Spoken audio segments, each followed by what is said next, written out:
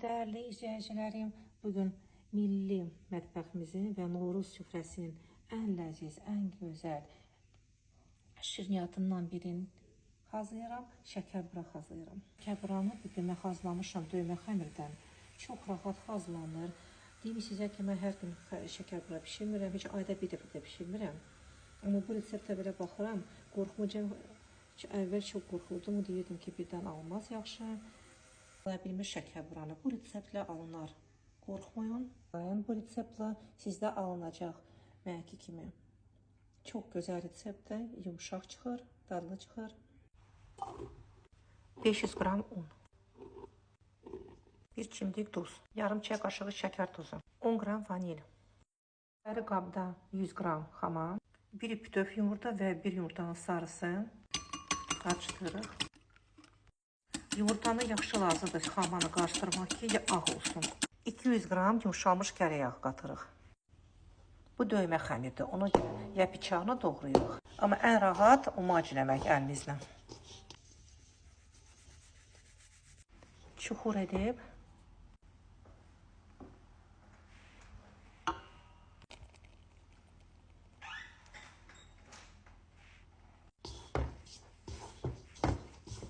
indi maya yarım çay qaşığından az. Üzərinə ilıq su əlavə edirik.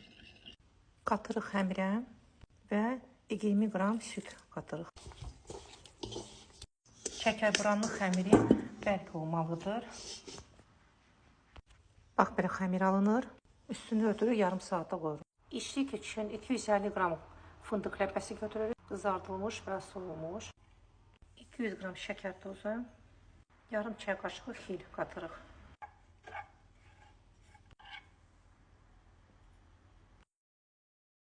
Düz 22 dənə köndə çıxır 40 qramdan. Lazımda salatlarla götürmək ki, qurulmasın. Unla vurmadan başlayırıq açmağa. 5-5, 10-10 yığırıq belə üst-üstə. Salatlarla ötməliyik ki, xəmir qurulmasın. Bu belə yıxmışaq üst-üstə. Salatlarla örtürük. Götürürük indi dəqiqləniyə. Sonra belə qıraqlarını belə batırırıq. 2 çay qaşığı içlik götürürük.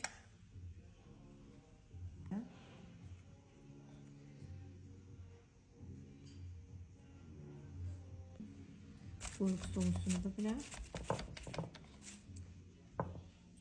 yığacaq.